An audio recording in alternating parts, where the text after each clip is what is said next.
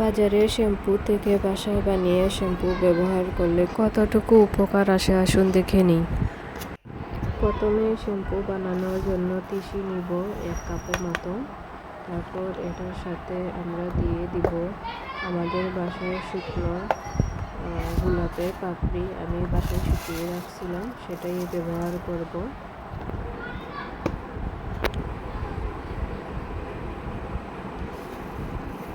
তারপর পুদিনা পাতা আমি বাসায় শুকিয়ে রাখছি, সেটা দিয়ে দিব পরিমাণ মতো। আসলে বাসায় শ্যাম্পু বানিয়ে ব্যবহার করলে অনেকটাই উপকার আসে চুলের জন্য। তো তারপর আমি দিয়ে দিব রিটা আর শিকাকাই, অল্প অল্প দিব। তারপর দিয়ে দিব আস্ত মেথি দানা।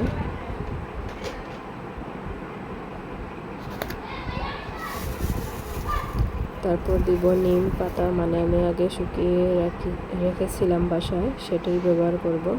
তারপর আমি 3 চামচ এই যে গুঁড়ো পাউডারটা যে দিতেছি, এখানে কিন্তু অনেক ধরনের উপকরণ আছে। রিটা, শিকাকাই, মেথি, আমলকি, জবা পাউডার সবগুলো আমি গুঁড়া করে রেখেছিলাম, সেটাই আজকে এই পাউডার মতো দিয়ে দিলাম। তারপর একটা কড়াইতে গরম পানি করলাম। গরম পানি করার পরে এই যে মিশ্রণটা আমরা নিয়েছিলাম প্লেটে, সেগুলো ছেড়ে ভালো করে অনেকক্ষণ সময় লাগিয়ে জাল দিয়ে নেব।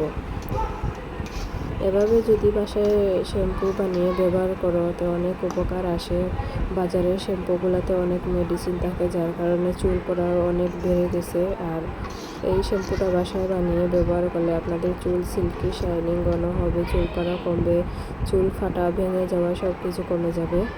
তারপর আমি একটা ডাল কুটুনির সাহায্যে ভালো করে গুটে নেব, যাতে এই যে উপকরণগুলো আছে ভালো করে যাতে এই পানিটার সাথে মিক্স হয়ে যায়।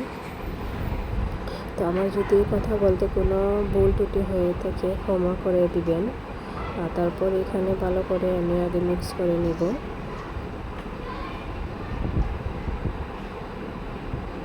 করার পর যখন একটু হালকা ঠান্ডা হবে, গরম গরম একটা ছাঁকনির সাহায্যে ছেঁকে নেব, কারণ এই জেলটা যখন ঠান্ডা হবে তখন একটু ঘন হয়ে যাবে, ছাঁকা যাবে না ভালো করে।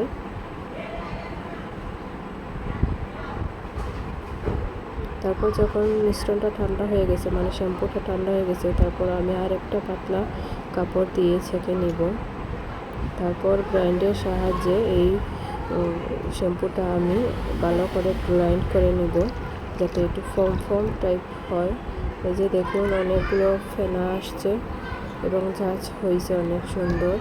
যাতে একটু ঘন হয় তার কারণে আমি একটু ব্লেন্ডার করে নিলাম। দেখেন অনেক সুন্দর হয়েছে, কিন্তু এই যে অনলাইনে ঢুকলেই দেখা যায় যে অনেক আপুরা ঘরোয়া পদ্ধতিতে শ্যাম্পু বানিয়ে বিক্রি করে, তো ওনাদের মতনই হয়েছে, অনেক ভালো। কিন্তু আমি ব্যবহার করে দেখছি অনেক ভালো ফল পাওয়া যায়, তাই আপনাদের সাথে শেয়ার করতেছি। আর আমার আরেকটা ইউটিউব চ্যানেল ছিল রুজিনা ব্লগস 1239, সেই আমার একটা ভুলের কারণে ইউটিউব চ্যানেলটা চলে গেছে, মানে আমি এখন লগ ইন করতে পারতেছি না, পাসওয়ার্ড ভুল দেখাইতেছে।